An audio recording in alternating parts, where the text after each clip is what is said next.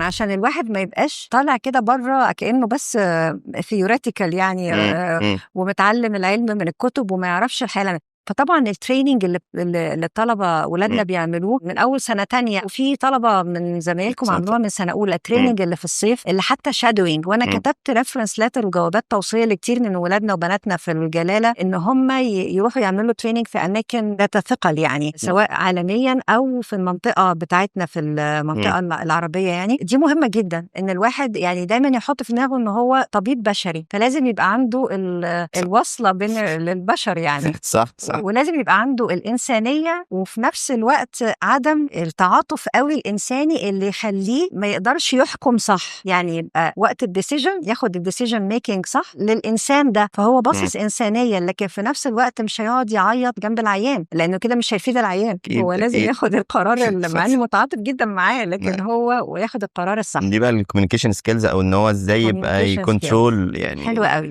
وان هو كمان الطبيب البشري وكل التخصصات طبعا كلها، بس انا بقول الناس اللي هم في القطاع الصحي بوجه عام، اللي هم هيبقى تعاملهم مع بشر في صحة الانسان، يعني لازم يبقى في دماغه قوي ان هو يبقى عنده انتجريتي، البرسوناليتي بتاعته متكامل، شخصيته متكاملة.